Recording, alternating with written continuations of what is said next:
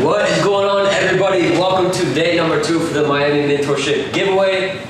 So we've been here, everybody's been together for maybe like an hour or so. We're having a good time so far. Today we're going to be launching the first ads for their new stores and getting everything going. Yesterday we went through product research, found products for each of them, and we're going to be testing them today. So hopefully we'll be able to get the ads up and approved. We have a video maker working on the videos right now, so we're waiting on that. But in the meantime, I've been showing them some different things within ads and things of finding interest and what it really comes down to.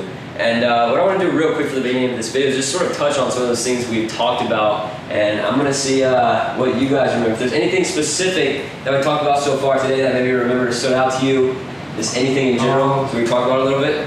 I think it's definitely about, interest targeting. Yeah. So not, especially with the audience sizes, not being like 100 million, just be right in the middle, I guess like 5-10 million, around that range. Yeah. And I think it was mostly just about the Facebook, and I also learned some about retargeting. And also audiences. Yeah, like we haven't gotten to all the strategies and stuff like that yet, just because we're waiting for the videos to set everything up, and I'm gonna show them how to do it, and then I'm gonna have them do it, because experience-based learning. But one quick tip for you guys, I used to be very, I used to overthink like audience sizes a lot. I didn't go, all right, should I do 100,000 audience size? Should I do 10 million, 100 million? What do I do? And what I've started to realize, the more ad accounts I've worked with new clients, students, my own stores, and seeing success and failures, I've noticed that there's not really an exact number that works every single time. It really just comes down to finding what's most relatable. And the audience you can narrow down over time. Like when you're editing the ages and the placements, like breaking down the ad sets, the audience size will automatically get smaller. And Facebook optimizes towards different parts of the audience.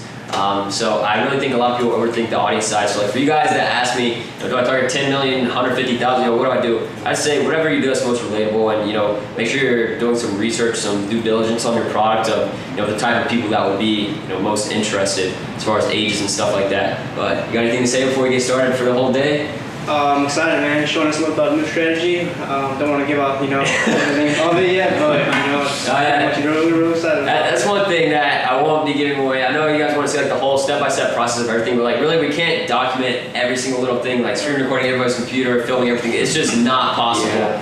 So this is going to be more the overall experience of things. But the new strategy I've been doing, I can't give away the whole thing yet. We'll show you on the computer here in a second some results so far.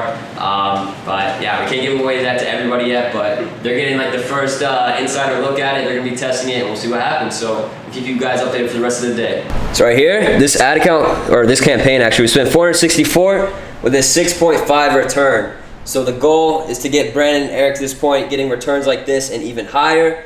And let's make it happen. All right, guys, it's a beautiful day.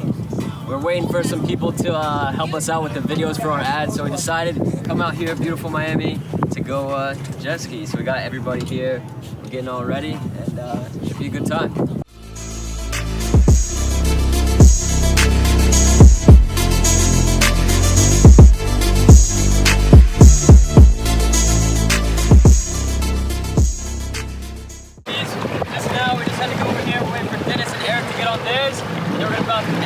They're gonna have a lot of fun. Look at that helicopter right there. Alright, we've been jet skiing for a little bit. We had to pull up on the island. Feel like DJ Khaled over here. It's amazing. Screw the bag alert. Screw the bag while jet skiing. Alright, we just got back from jet skiing. Now we're about to finally get into setting up the ads. The videos are ready. It's time to set up the ads. Everything's been good to go so far. Dennis, how was jet skiing for the first time? Yeah, it was dope. Except for all the salt that got on my arm, but it was sick though. Yeah, what about you, Eric? So sick, man. First time, just got out of the shower, a little wet, salt all over the place, but it's worth it. I didn't even see Eric the whole time we were jet skiing. Funny thing is though, is that they came and tried to like call me in, let us know they were all good, and they waved at me, so I just waved back and kept going. And then they kept following me, so then I'm like, alright, they're following me. They told him not and then they told us that.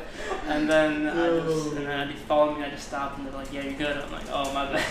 That's so funny. Start working out. We're gonna get into the ads now. I can't show you the full strategy, but basically just the one tip: focus on multiple creatives under each ad set instead of just one, because you never know what's gonna work. So, give you an update in a little bit. All right, last thing I want to do for this video, we're going to go over columns, but first, same as yesterday's video, Dennis is tired, so he's not going to be here for this part, but we're going to get into it. All right, so we're going to go through the columns now. Basically what we're doing for this is just to organize the data so we know what we're looking at, why we're looking at it. I'm going to answer the question that people will ask, when should I turn off my ads? Are they unprofitable? Whatever. So obviously, this is profitable, which is a good thing. I just want to use this as an example for your columns. But the default ones don't really show you enough. They just show you the basic stuff of link clicks and whatever, but it's not really what you need to see and what's most important. And obviously it differs for different people and different objectives, but for the main e-commerce like dropshipping stuff, this is exactly what I use. So the basic things start from the campaign name all the way to the budget, delivery, and then amount spent. But where it starts to get fancy is more of like the CPM, the link clicks, and the cost per click. And actually, I posted on my story 2 different ad accounts, and one CPM was really high and one CPM was really low. And Brandon actually messaged me. He's like, why is the CPM so high or whatever? And the thing that I use, the reason why I use CPM as a tracking tool is really not as like a lot of people ask me about CPMs recently. I don't really know why. Obviously it's important, but if something's profitable, I could care less if it's $1 million or $1.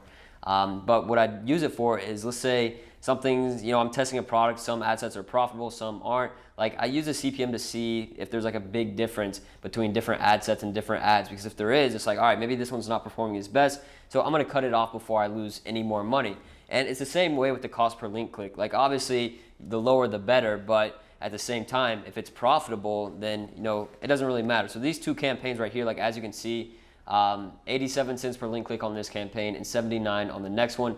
So they're pretty similar. And then the click-through rate is just seeing like how much of the percentage of people that actually see your ad click on the call to action link. So 3% is pretty good. Most people's is lower. And the CPM here is like, it's pretty expensive like compared to normal, but it's also we're like in the beginning stages of this product, but it's profitable. And that's the only thing that I really care about. And I think a lot of people overthink the columns and the data.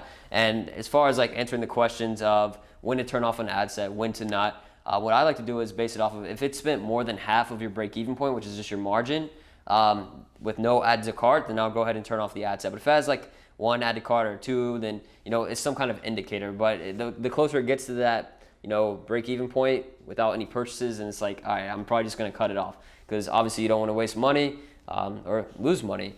And yeah, so I forgot what I was talking about there for a second. But basically what I want to say is for each product that you're testing and even just scaling with, what I want you to do is make sure you know what your break-even ROAS is, because technically it's 2, but for some products and different people, it's not. So what you have to do is divide whatever you sell your product for.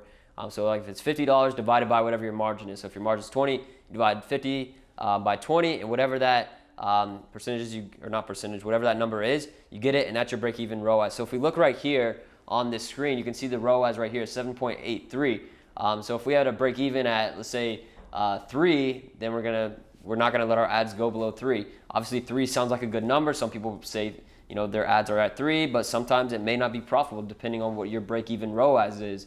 So that's definitely one of the things that I look for. And just for people that don't really know how to customize your columns, just right here, you just go to where your columns are, customize columns, and then you're able to go through here and see all the different metrics. Now they have tons and tons and tons of things that you can use, but as far as the basics for simple e-commerce delivery, these are what I look for.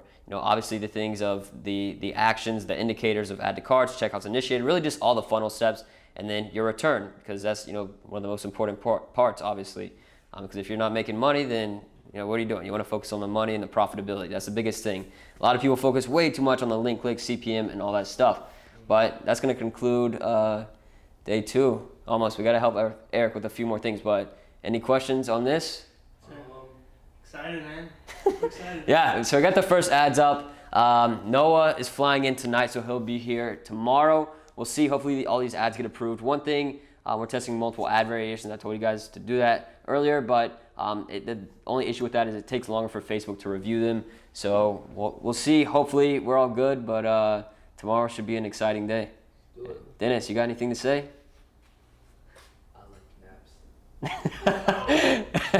All right, well, that's day 2. We'll see you guys tomorrow. Hope you all have an amazing, productive day. If you enjoyed this video, make sure to leave a like, comment, and subscribe. Peace.